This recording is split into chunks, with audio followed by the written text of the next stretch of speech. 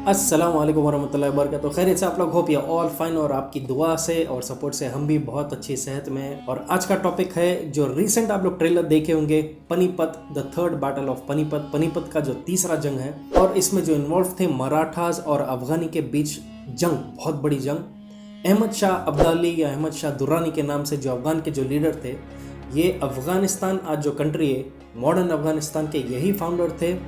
और इस जंग में कहा जाता कि 1 लाख से ज़्यादा मराठा लोगों का कत्ल किया गया था जंग में। और इनका हैदराबाद से क्या ताल्लुक़ था, इस चीज़ के बारे में आपको आगे बताया जाए।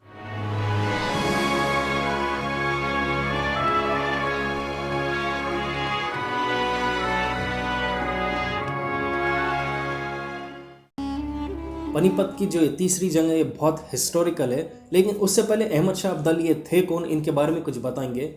1722 में इनकी पैदाइश हुई थी अफगानिस्तान में। इनका असल नाम था अहमद खान और ये कबीले से थे जिसका नाम था अब्दाली कबीला। पर्शिया ईरान के जो उस वक्त के बहुत मशहूर बादशाह थे, उनका नाम था नादिर शाह। और जब नादिर शाह ने अफगानियों पे अटैक किया था, कई सारे प्रिजनर्स को वो लोग रखे थे, तो पर्सनली जब वो विजिट किए थे अफगानिस्तान के इस हिस्से को, तो वहाँ पर अहमद खान और उनके भाई को इन्होंने सलाखों के पीछे देखा।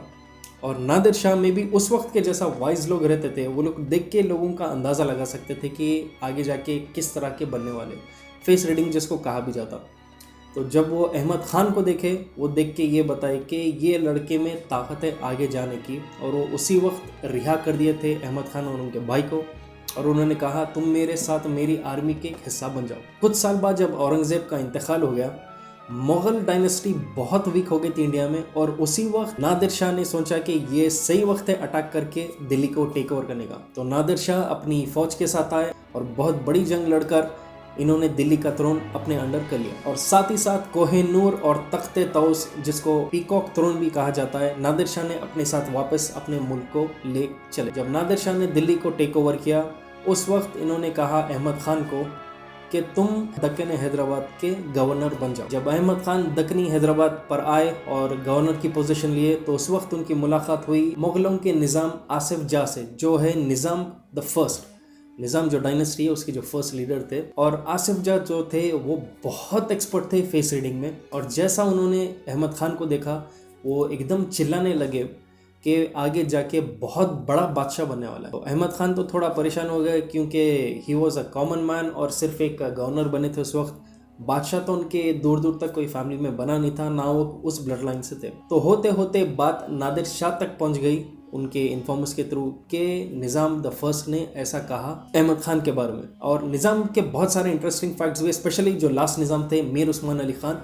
देखिए उनके स्टनिंग फैक्ट्स, जहाँ पर एक फैक्ट ये भी है कि 5000 किलो सोना वो इंडियन गवर्नमेंट को दिए थे जब चाइना से जंग होने वाली। अब यहाँ से कहानी बहुत इंटरेस्टिंग है। जब नादिर शाह ने अहमद खान को बुलाया अपने पास, उन्होंने कहा कि करीब आओ, मेरे कुछ बोलना है तुम्हें। तो जैसा अहमद खान करीब गए, वो अपनी छुरी निकाल के कान पे उसके काट दिए।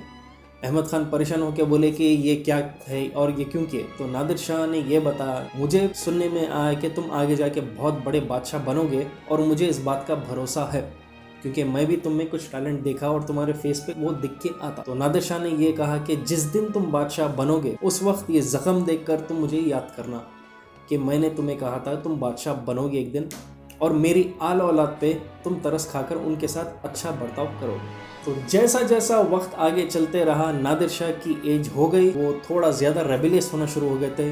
टैक्स के लिए ज़्यादा प्रेशर डालना शुरू करे थे हर एक पे। और जो भी उनको पैसा नहीं दे रहा था या वापस रिबेल कर रहा था, नादिर शाह हर एक को एग्जीक्यूट करने का हुक्म देना स्टार्ट कर दिए थे। तो इस वक्त जो उनके करीब के जो गार्ड्स है, करीब के जो उनके साथ के लोग थे, वो लोग भी यही परेशान हो गए कि उनकी भी बारी ना आ जाए एक दिन नादिर शाह के इस पागलपन को देख के। तो एक रात वो लोग पूरे प्लान किए और नादिर शाह को नींद में ही कत्ल कर दिया। तो जैसा अहमद शाह को ये पता चला कि उनका जो किंग है नादिर शाह, उनकी मौत हो गई, जब ही बोल दिए कि मैं अपने जितने भी अफ़गानी सोल्जर्स इनके अंडर है, वो पूरों को लेकर वापस अफ़गानिस्तान अब चले जाऊंगा, अब इंडिया में रहने का कोई इरादा नहीं है। तो नादिर शाह ना रहने पर वो ये बताए कि ये कंप्लीट टेक ओवर अफगानिस्तान का अब करना ज़रूरी। तो जैसा वो जंग हुई और वो जीत गए, अफगानिस्तान को पूरा टेक ओवर करे, उनको बादशाह का ताज पहनाया गया अफगानिस्तान का, और वहाँ से उनका नाम रखा गया अहमद शाह दुर्रानी या अहमद शाह अब्दाली। अब्दाली उनके जो कबीले का नाम है उससे रखा गया। 40,000 से ज़्यादा सोल्जर्स अहमद शाह अपने अंडर रखे, और उसी वक्त इंडिया के हाल भी बुराएं होना शुरू हो गए थे, क्योंकि मुग़ल जो पावर था वो डिक्लाइन पे था औरंगज़ेब का इंतकाल होने के बाद, और मराठाओं का पावर बहुत ज़्यादा उभरना शुरू हो गया था और वो बहुत पावरफुल हो गए थे, क्योंकि एडमिनिस्ट्रेशन और मिलिट्री दोनों में ये बहुत ज़्यादा तेज। तो उसी वक्त एक फेमस इस्लामिक रिफॉर्मर, उनका नाम था शाह वलीउल्लाह, उन्होंने ख़त लिखा अहमद शाह को कि यहाँ पर मुगल्स का बहुत डिक्लाइन हो गया, और ये कहा कि तुम्हारी फौज की अब ज़रूरत है। खत जैसा पहुंचा, अहमद शाह तुरंत एग्री किए और उन्होंने कहा कि ये जाकर जंग लड़ना मराठों से ज़रूरी हो गया। तो 1759 में अहमद शाह रवाना हुए दिल्ली और लाहौर की तरफ, जहाँ पर मराठों का बहुत स्ट्रॉन्ग होल्ड था, और कर्नल और कंचपुरा 2 जगहें हैं जहाँ पर इनके साथ जंग शुरू हो गई, और इसमें मराठाओं ने नियरली वाइप आउट कर दिया था अहमद शाह की आर्मी को। तो इससे अहमद शाह को पता चला कि मराठे बहुत एक्सपर्ट्स है वॉर में, और इन्होंने कंप्लीटली कवर कर लिया अतराफ के रीजन से मराठों के स्ट्रॉन्ग होल्ड्स। अहमद शाह को बहुत गुस्सा है, क्योंकि उनकी आर्मी अनएक्सपेक्टेड एकदम मार खाना शुरू कर दी थी उस वक्त, और उन्होंने कहा कि जितने फूड और रीइंफोर्समेंट के जो सप्लाई होते, जो रास्ते हैं मराठों को पहुंचने के लिए, वो पूरों पे घेरा डालकर बंद कर दिया जाए दूसरे शहरों से। और जब पूरी तरह तैयारी हो गई थी, जनवरी 14, 1761 में पानीपत के इलाके में तीसरी और सबसे बड़ी जंग शुरू हुई, जो थी मराठाओं में और अहमद शाह अब्दाली के अफगानी फौज के बीच में। उस वक्त मराठाओं के जो पेशवा थे, उनका नाम था बालाजी बाजीराव। पेशवा का मतलब जो प्राइम मिनिस्टर बोल सकते हैं आप। तो उनके जो भाई थे सदाशिव राव भाव, और जो उनका बेटा था विश्वास राव। बालाजी ने इनको भेजा जंग में, और ये 2 कमांडर इन चीफ और उनके असिस्टेंट बने हुए थे, और उस तरह से लोग जंग लड़े थे। मराठों की आर्मी में भी एक बहुत मशहूर मुस्लिम कमांडर था जिसका नाम था इब्राहिम गर्दी। ये पहले दक्कनी मुगल के लिए काम करते थे, बाद में इन्होंने मराठों की तरफ साइड ले लिया। कहा जाता है कि 10 किलोमीटर के करीब अहमद शाह की पूरी फौज फैली हुई थी, तो उन्होंने पूरी तरह घेरा कर लिया था। और पानीपत का जो जंग है तीसरा वाला, बहुत ख़तरनाक और बहुत टक्कर पे था, क्योंकि मराठे भी बहुत एक्सपर्ट्स थे वॉर में, और अहमद शाह के पास उनकी फ़ौज की क्वांटिटी ज़्यादा थी, और वो भी एक एक्सपर्ट थे। और जैसा विश्वास राव की मौत हुई बैटलफील्ड में, सदाशिव राव जल्दी से अपने हाथी से नीचे उतरे उसको बचाने के लिए, और उनके ऊपर भी कई सारे तीरों का वार हुआ, और दोनों की मौत वहीं पर हो गई। मराठों को जैसा पता चला कि उनके मेन कमांडर इन चीफ और साथ के विश्वास राव दोनों की मौत हुई, एक मोरल डाउन हो गया, कॉन्फिडेंस ख़त्म हो गया, और सडनली एक वहशत मचना शुरू हो गई। इसका फ़ायदा अहमद शाह अब्दाली की फ़ौज और अहमद शाह अब्दाली पूरी तरह उठाए, और बहुत बुरी तरह सबको मारना शुरू किए। एंड ऑफ द डे तक कई हज़ारों में मराठों की मौत हुई, कई सारे पकड़े गए और कई सारे भाग भी गए वहाँ से। कहा जाता है कि जब जंग होने के बाद अहमद शाह अब्दाली जितने भी मराठे मरे थे, सबको उनके हिंदू रिचुअल्स की तरह क्रिमेट किए थे, उनको जलाया गया था, और उनके जो एशेस है वापस उनके फैमिलीज को भेजा गया।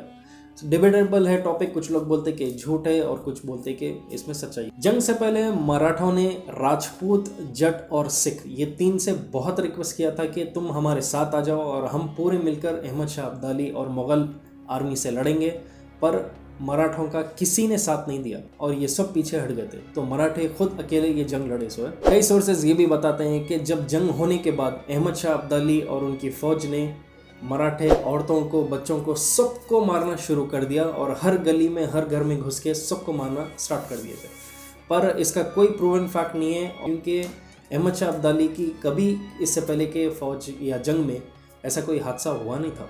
जो मेन पेशवा थे बालाजी राव, वो अपनी रीइंफोर्समेंट आर्मी को लेकर आ रहे थे वहाँ पे जंग में, और रीइंफोर्स करके लड़ने के लिए, क्योंकि उनको पता चल गया था कि जंग शुरू हो गई।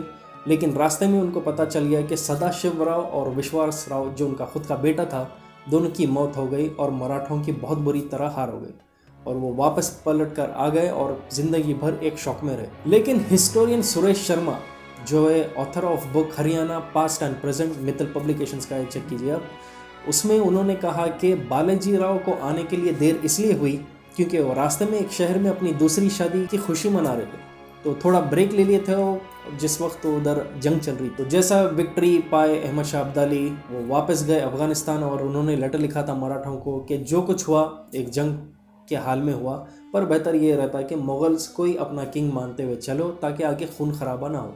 इससे ये भी पता चलता कि अहमद शाह अब्दाली को कोई इंडिया पे रूल करने का उनको कोई ख्वाहिश नहीं थी और उन्होंने अपने वापस मदरलैंड अफ़गानिस्तान को जाके अपने ही बेटे को फिर बाद में बादशाह बना लिया। आगे जैसा वक्त निकला, एज हो गई अहमद शाह अब्दाली की और वो बहुत बीमार हुए और 1772 में आखिर में उनका इंतकाल हो गया। और मौत होने के बाद कंदाहार जो शहर है, मशहूर शहर है अफ़गानिस्तान का, वहाँ पे उनका बहुत बड़ा बरियल प्लेस है, वहाँ पे उन्हें दफनाया गया। ये थी the interesting story of Ahmad Shah Abdali और थर्ड बैटल ऑफ पानीपत, जो बहुत एक हिस्टोरिकल माना जाता इंडिया के जो रूल में वो शेप आउट करने के लिए। बाद में जैसा आपको मालूम है अंग्रेज़ पूरी तरह इंडिया पे छा गए थे और वो हर एक को एक दूसरे के साथ बस बोल बोल के छेड़छाड़ करके लड़ाकर खुद एंड में टेक ओवर कर लिया। तो इसी तरह से इंटरेस्टिंग वीडियो हम और एक बनाए थे, अलाउद्दीन खिलजी और पद्मावती, कितनी सच्चाई कितनी झूठ है और क्या फैक्ट्स है इसमें। अगर इनकेस आप वीडियो नहीं देखे, बहुत इंटरेस्टिंग है। आजकल जो है फिल्म्स में आप ये देखेंगे कि मसाले के लिए और थोड़ा सेंटिमेंट्स के साथ खेलने के लिए लोगों के फिल्म्स में बहुत कुछ चेंजेस आ रहे और अच्छी चीज़ नहीं है, क्योंकि मूवी तो एंटरटेनमेंट के लिए बनाकर वो लोग कमा रहे, लेकिन जो ऑडियंस है वो एक अपना माइंडसेट बना के मूवी देखे बाद बाहर निकल रहे कि ये हमारा दुश्मन है, ये हमारा दुश्मन नहीं दोस्त है। But we'll keep bringing you facts इंशाल्लाह, और बस आपका सपोर्ट चाहिए हमें इस चीज़ के लिए। तो मेक श्योर अगर आप नए हैं हमारे चैनल पे प्लीज़ सब्सक्राइब कीजिए, लाइक करिए, और सबसे अहम चीज़ है जो हम रिक्वेस्ट करते हैं आपसे, शेयर कीजिए इस वीडियो को जितने लोगों से हो सके, व्हाट्सएप से या कोई भी आपके प्लेटफॉर्म से। We'll be back soon again, take care and अल्लाह हाफ़िज़।